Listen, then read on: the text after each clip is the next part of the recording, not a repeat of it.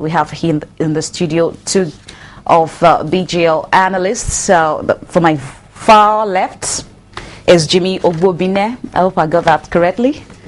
And also to my left here is Olufemi Ademola. Thank you very much, gentlemen, for coming on the program. You're welcome. All right. My very first question is a top story making headlines around the globe. Greece finally got its second bailout deal. What's your reaction to that? Let me start from Femi. Well, I think it is expected that in the short term, Euro have to resolve the problem around Greece. The continuous lull in the economic recovery, global economic growth, has been blamed around the failure of the Euro Union to sort out the problem around their member country. So it is expected that in the short term, where there's still debate about whether Greece should continue to be in the Euro or not, they have to resolve the immediate problem of bailing out the need that they need immediately. So it's a welcome development. All right. In the long term, we'll see how it proceed from here. Okay, let's move over to Jimmy, starting from the fact that our market has been seeing some topsy-turvy here and there.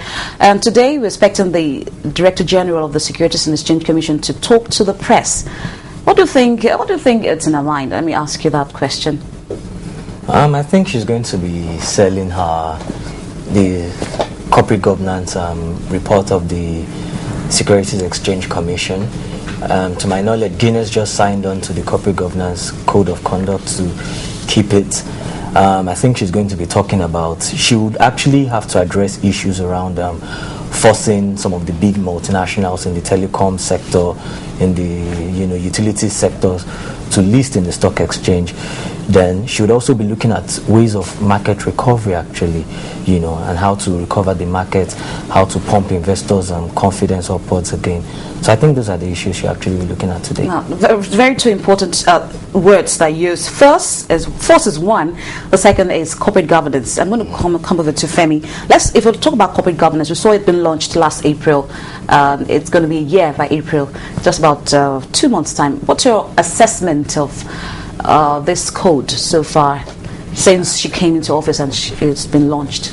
Well, I think I won't say since she came into office, because seriously speaking, the issue of corporate governance has been on the front burner for a very long time. I mean, part of the excuses of what happened to the market, especially the financial system and everything, was because of poor corporate governance. No, not lack of it, poor corporate governance. So even as the SEC is pushing on one hand to make sure that corporate governance, transparency is more pronounced, the same thing happening from the central bank, as you can see what happened with the banking sector. So the issue of corporate governance, I said, what we can say is that there has been a little bit of improvement, seriously speaking, because we have seen more forthcoming information from the companies. I'm not sure whether it is exactly because of the code of corporate governance that's been put in place by the SEC or NSE, but quite a lot from the fact that they are now open to the international market and they are sourcing investment from the international market, which forces them now to be more transparent. A lot of them have created investor relation offices where analysts and even investors can actually call and get more information about the company. A lot of them are coming to us to give us forecasts that they don't used to do before, and the amount of information they are putting out now and on the corporate actions is actually more detailed than it used to be before. So I would say there could be tremendous work that has been done by the SEC, and it's quite improving. Okay, let's get back to Jimmy. You mentioned the fact that the SEC may force. Do you think that can be allowed at the market? Because you only come to the market to list willingly. Nobody's going to force you out, come in or go out. So you come to the market based on the fact that you saw the prospect in that market. And so why do you think it's going to force companies to come to list? In fairness to the SEC, there's been so much attention, there's been so much press coverage about forcing companies to list. But in fairness to the SEC, I really do not think they've actually joined the bandwagon of, talking about forcing companies to list. They would benefit from the whole movement, but they've not really committed themselves into saying, look, you must list. To the best of my knowledge, I understand that the SEC and the NSE are actually going to some of these target companies to talk to them about what can we do to make the market more, attractive to you to come and list. So I really do not think that the SEC has talked about conscripting companies into listing. But let's just address the issue of, conscripting companies into listing. Now, I think to bring a company into the market, you have to look at the commercial logic around it. Does it really make commercial sense for me to list? I have to see, I have to see merits in listing. A capital market should offer me an avenue to raise money, to raise capital. Does the Nigerian capital market offer such niceties? It also comes with its own issues. Disclosure levels, corporate governance levels, information and communication, investor relations, shareholder management. Are companies actually ready to, are some of these companies actually ready to undertake some of these issues? If you look, and we have to understand that the fact that a company is big doesn't make it attractive. If you look at Starcoms, for instance, we thought Starcoms was the most attractive company not listed in the market. They've been listed and we've seen, we're all thinking otherwise right now. So there has to be commercial logic for a company to list, and I think that's what we have to sell. We have to sell the attractiveness of the Nigerian market. We have to sell the attractiveness of the Nigerian market to raise money for people, long-term investment, long-term capital formation. And I think that should be the selling point of the SEC. You mentioned the fact that the SEC may have to go to talk to companies. Sounds to me like some kind of coercion, going to coerce into coming to the market. Let me get to Femi right now.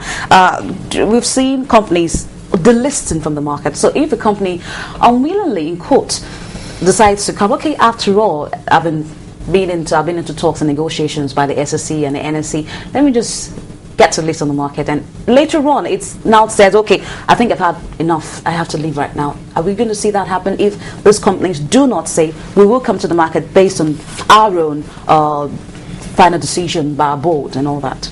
Yeah, thank you very much. Let me say things first. I mean, what Jimmy was trying to point out is the fact that the SEC will need to clear the air about the expectation of people that they need to force people. It's not, I mean, forget it, there's debate, like you said, a lot of braves, a lot of media frenzy about the fact that we need to force them to list. But the point is, analytically, we saw that shouldn't be the situation. What he's talking about is not even coercion, it's about persuasion. We need to persuade them and say, you know what, we want to make this market attractive, we want you to come on board.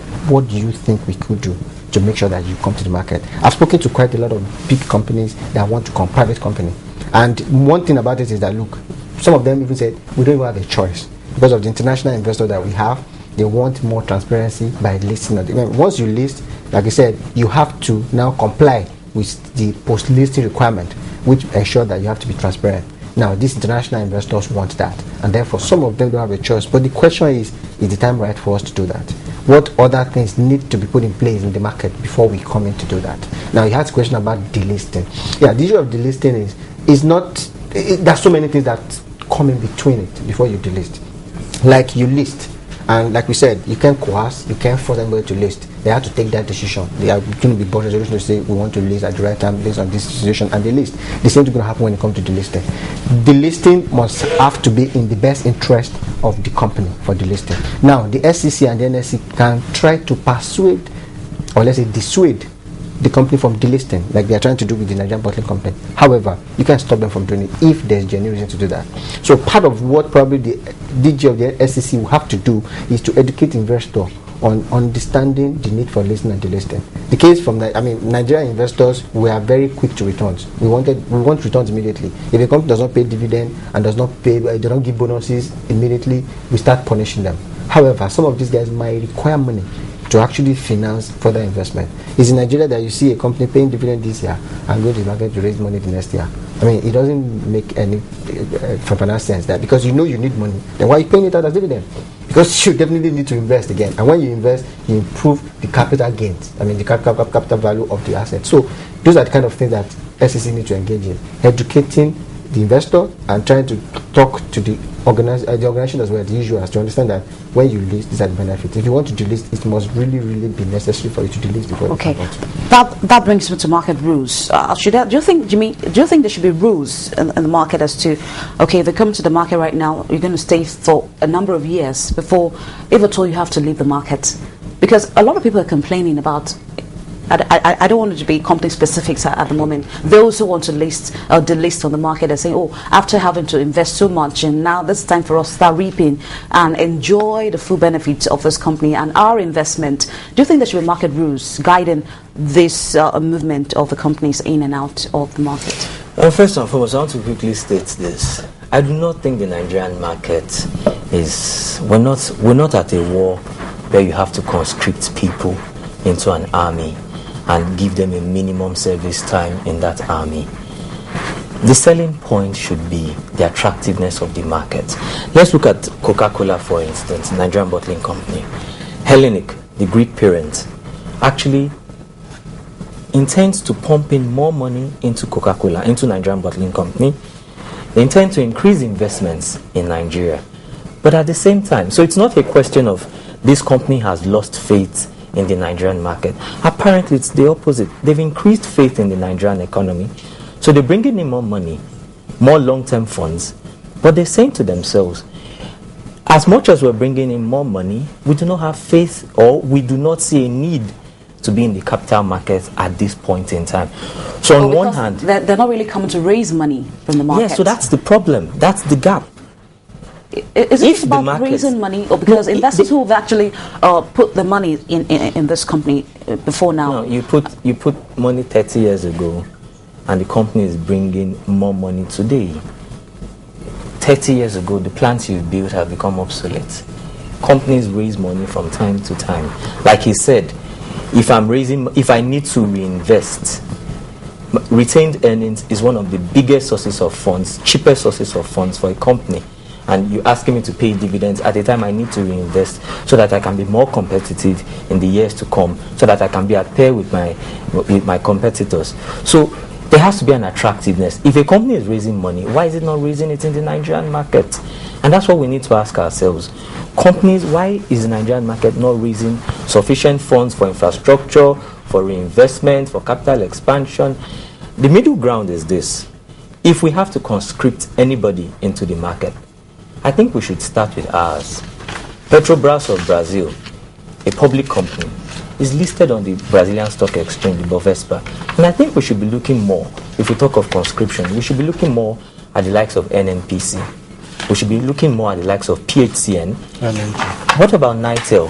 Why did we let it die? We could have listed it. What about LNG? So rather than saying to a private company, I'm conscripting into the market, we can be saying so to ours. And believe you me, by the time you list the likes of NNPC, list the likes of LNG, list the likes of even the Lagos State Water Corporation and other utility companies, PHCN, the other companies would probably see value if these companies make a good showing of their listing to come and join willingly. Again, I think we've been looking at the market as if it's a detachment from the economy as a whole. Now, in the first instance, saying that we want to restrict the rule of listing and delisting, it will be counter to the seemingly perfect market that we want to create in the market. But the problem with the market right now, quite a lot of it is caused by economic fundamentals, more than just what the market is. The market is quite very attractive. Economic fundamentals. We saw how the challenges, or rather the economic crisis from the Eurozone, from the West, affected us. Yeah. Even if we talk about fundamentals, we've had this problems before the recession that hits the global marketplace about 4 years ago. Nigerian market is a local market. Right now, we're even focused on local market rather than global market. If you remember very well, when the global economic crisis started in 2007, 2008, what Nigerian government was happening about is that we are detached to the global economy. Yeah, I mean, to what extent we wouldn't know. But the fact about it is that to a large extent, truly, we're actually detached. Most of the problems we have locally, they are locally created problems. The thing about it is that, imagine now, we don't have infrastructure in Nigeria. So how can we say it's because of US economic problem or Euro problem that's causing lack of infrastructure? There's no power in Nigeria. If I take you back to 2007, where we had the boom in the marketplace, we saw the market cap and the index hitting, I think, 10,000 points, 11,000 points. Yeah. We had this infrastructure death. It was still there. But what has happened now is that it is clear now that the boom we have is not sustainable. And it will never be sustainable. What could have sustained it? What could have sustained it is the fact that we have things in place to back it up. For example, now, we've been having challenges before that corporate performance has been on the high rise to be strong, and yet the market refused to come back. Now, one thing is clear. Isn't that a sign of the issue of lack of confidence or little confidence in the market? Let me explain myself when I said economic fundamentals. The thing about it is that we always look up to the international investors to come and help our market. It doesn't work that way. But they've helped us in the past. That's why it is not sustainable. Because when they have problem at home, they take their money and leave. It doesn't work that way. If we have local capacity and the market really for domestic investment first, the international investor will rely on the domestic investment to grow. If you have a business that is thriving in Nigeria, international will invest in your business and stay. And whenever there's problem at home, they won't quickly rush because they know that there's return in Nigeria that can cover what they lost at home. For example, now, most of these multinational companies in Nigeria, they are having poor results for their December result. That is totally the FMCG industry, which is not usual. What's their excuse? Exchange rate depreciation. It's a security problem. Because so many areas that they can go to sell their product, they couldn't go there because of the bomb blast everywhere. Now, even at Christmas, at December period, where people used to hang out together, drink, and everything, people are afraid of public places because of bomb. So it started affecting their business, which is going to tell on their performance, and it's going to tell on investment performance. So at the end of the day, the foreign investors that want to come to invest in what? In a business that is now seemingly looking that it's going to go down. So we need to fix that fundamental at home, improve local capacity, ensure that our local businesses, like Jimmy pointed out, our government entities, public entities, utility companies, they are listed. It expands the market. There are different alternatives to invest in. And then you can now see that other foreign investors will come and stay. Rather than bring the hot money, they'll quickly go back to... I mean, they have problem at home. They brought the money from home. Our exchange rate is depreciating because of high in interest rate. And they have to go back and pay back home. So they would rather say, you know what, let me go back and pay off my loan at home and stay and watch before things get better, before I come back to a country like this. All right. So those are the kind of problem that can happen. Jimmy, are there issues you think Ms. Arumote should be telling the government to address to help sustain the recovery, the slight recovery we're seeing in the markets? Are there things you think the government should be doing for the SEC, the capital market as well? Yeah, interestingly, like I mentioned earlier, we could be looking at listings of some big government corporations like the LNG, like the NMPC, like we have in Brazil. He raised some issues which I would like to pick up on. You talked about the 2007 boom. The markets actually got to over 66,000 points and started dropping the next day, and we're still dropping till date. You have to even appreciate that period, that the market boom was born as a result of sustained economic reforms by that regime. So you had the debt recovery, the debt payout by the Okonjo's first coming. You had the banking consolidation. You had the insurance consolidation, then you had the power sector reforms. So there was actually some depth of economic reforms to trigger that boom, which unfortunately we did not sustain. So now take that aside. But what we are facing now is as a result of the deep structural imbalance in the Nigerian economy. Let's look at agriculture, for instance. We've always said it's 40% of GDP. But there are only 2 major agricultural companies listed on the Nigerian Stock Exchange. Yet this is the sector that has over 40% of the economy. Right now, you see the Minister of Agriculture trying to say, look, agriculture is not a charity. Agriculture is not a developmental project. It is a business alternative, a proper business, and we should run it like one. So we need these sets of reforms once again. Just fixing the market while leaving the economy blank won't work. It's not, so let's not escape. It's not a short-term thing. The Nigerian economy, 90% of our government revenues come from oil, and we're doing this amidst the poor infrastructural, situation. We're doing this amidst the poverty in the land. You're not just going to remove the capital market, push it up, and then leave the rest of the economy behind. It has to be general thing, and that's why you see the success of emerging market economies like Brazil, like India, like China. There has to be a general pull of the economy, because you're not going to isolate the capital market from the rest of the economy. Poor infrastructure, poor companies are suffering, companies are having insecurity challenges, corporate planners are actually, they're dazed about what they see every day, and they're actually at a loss on where to go and what to do. So this issue is a comprehensive issue, it's a holistic approach. That's the only way out. Okay, it seems Femi wants to add one more. Yeah, like you rightly said, in 2007, apart from all those reforms that we had a strong EFCC that was checking financial crimes and capital outflow. Right now, we do not have that again? Yes, look at what I said. I said we have a stronger EFCC. I didn't say we don't have EFCC, but look at that word, stronger. Stronger than what we have now. Now we have net capital outflow, higher. than inflow, rather than when we had before that we have more inflow than capital going out. We are able to check all those outflows, and most of those money were actually invested in our local domestic economy. But right now we don't have that anymore, and that's because we did not sustain those reforms, we did not sustain infrastructure development, and we just lost out. The NIPP was supposed probably to be online by the end of 2007. We stopped it in between, and since then we have not sorted it out. So how do we quite a whole lot? I hope we don't have enough time to talk about all the issues today. But just before I let you gentlemen to go, the issue of the debt margin loan overhang, do you think the SEC would have to say one or two things about this to help those broker dealers who are neck deep into debt, be able to stay afloat and keep their businesses running? I think it's an interesting issue because it's not just the broker dealers who are involved. You also have retail investors who are involved. You also have non-broker dealers, institutional investors who are involved. It would keep dragging the market backwards because every time a company rises by a certain amount, you now have some margin loan overhang, sales, some forced sales actually pushing down the price.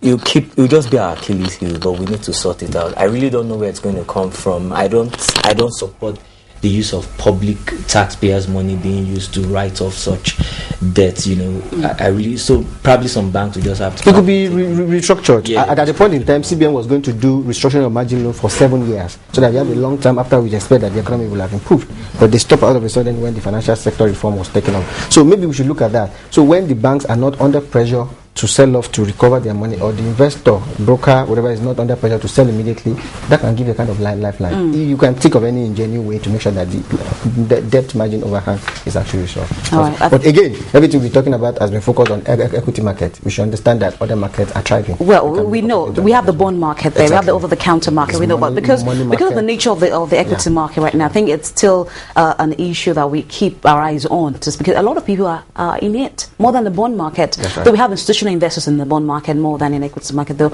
But we hope that's also creating its own problem because there's crowding out of private. We hope we can bring you back. I'll bring you back some other time to take a look at these issues. We're sorry we're out of time at the moment. Thank you very much, Olufemi Ademola and Jimmy Obobine, both from the GL Group.